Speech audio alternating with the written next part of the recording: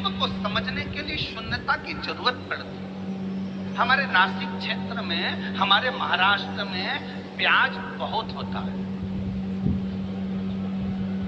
बोलो सही है कि गलत है? काय की खेती ज्यादा हो रही है? प्याज।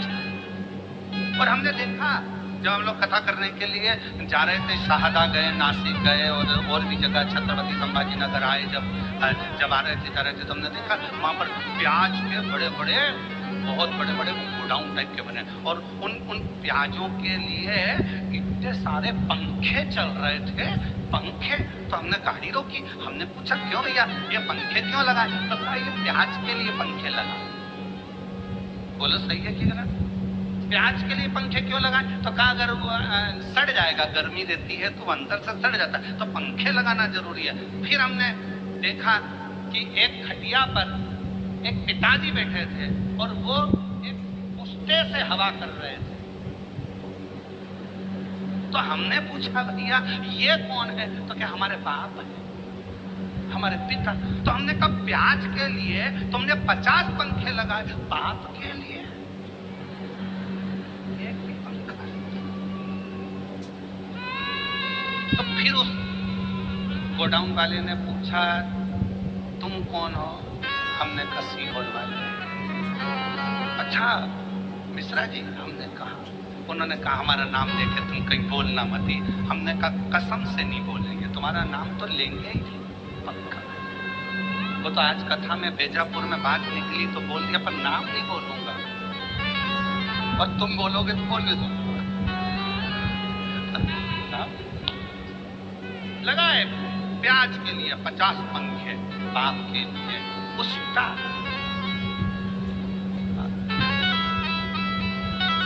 और ये चमक, ये दमक, फूलवन में महक, सब कुछ सरकार तुम्हारे पिता से तो है।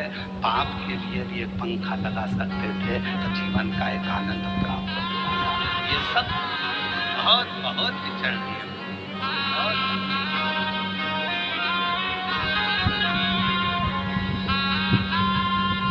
कभी मौका लगे तो हमारे सीहोर में आकर देखो, हमारे बाबा के धाम पर, कुबरेश्वर धाम पर व्रत माताओं के लिए, बुजुर्गों के लिए, आम भक्तों के लिए जो वहाँ भोजन प्रसाद होता है, मेडिकल व्यवस्था होती है, चिकित्सा व्यवस्था होती है, बच्चों के लिए जिनके पास एजुकेशन का पैसा नहीं होता उनके कॉलेज की फीस, स्कूल की फीस सब वहाँ से जमा होती है। बच्चों के पास जिनके पास किताबें कॉपियाँ नहीं होती, समिति उनको किताब कॉपी स्कूल की दिला देती है। उनकी ड्रेस नहीं होती तो ड्रेस दिला देती। कभी देखो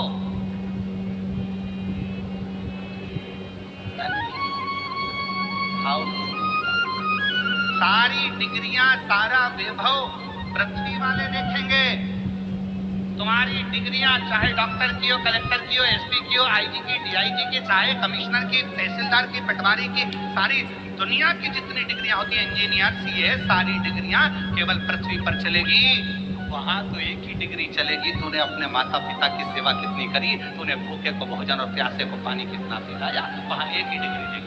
वहां नहीं देखा जाएगा कि तेरे पास डिग्री कौन सी थी। नहीं साहब मैं इंजीनियर, नहीं साहब मैं मजिस्ट्रेट, नहीं साहब मैं इस फलाना कोर्ट का मजिस्ट्रेट हूँ, मैं इतनी बड़ी पदवी पर रहा हूँ। तो भगवान भी कह देगा नीचे बैठे रे, फालतू बात करना मत। नीचे चले डिग्री, ऊपर चले तेरे कर्म, कर्म के सिवाय ऊपर कुछ नहीं चलता। इसलिए फिर निवेदन, मत बुरे कर्म कर बंदे वरना पछताएगा, भगवान की आंखों से बच नहीं पाएगा, बच नहीं पाएगा। ऊपर जाते से कह दिया जाएगा तेरा क्या होगा रे कालिया,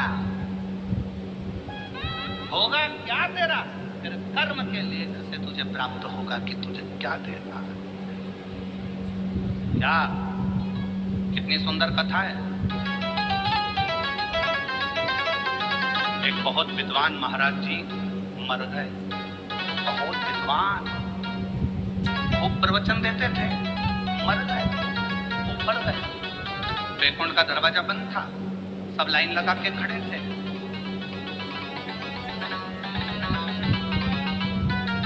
सवेरे वैकुंठ का दरवाजा खुलेगा जब सबको वैकुंठ में प्रवेश मिलेगा। वैकुंठ जाने की लाइन में महाराज जी भी खड़े थे। महाराज जी से आगे एक व्यक्ति और खड़ा था, टोपी लगाया था, जीन्स पहना था, थोड़ी थोड़ी जगह से फटी हुई थी, जोरदार जूते पहना था, चाबी का छल्ला घुमा रहा था। महाराज जी ने मन में सोचा कैसे कैसे लोग बैकुंठ आ जाते, पता इनको बैकुंठ आना था, इनको तो नरक जाना था। सवेरे बैकुंठ का दरवाजा खुला, नाम लिया गया, आ जाओ साहब, आ जाओ साहब। चाबी का छल्ला वाला व्यक्ति आया, तुम कौन? मेरा नाम ये है। अच्छा, क्या करते थे? गाड़ी चलाता था। बस, अच्छा, एक काम करो, बैकुंठ में वो सामने एक जो महल बना है उसमें चले जाओ, चांदी का सिंहासन है, सोने का पलंग है, डल्लस के गद्दे हैं, अप्सराएं आएंगी, आपको भोजन कराएंगी, पंखा झेलेंगी, सोने की थाली में आपको भोजन करना है। वाह वाह, इतना सुंदर बैकुंठ। पंडित जी ने सोचा, प्रवचन देने वाले महाराज ने सोचा, जब एक ड्राइवर को इतना अच्छा रूम मिल सकता है तो मुझे तो, मैं प्रवचन देता हूँ। आओ, तुम कौन?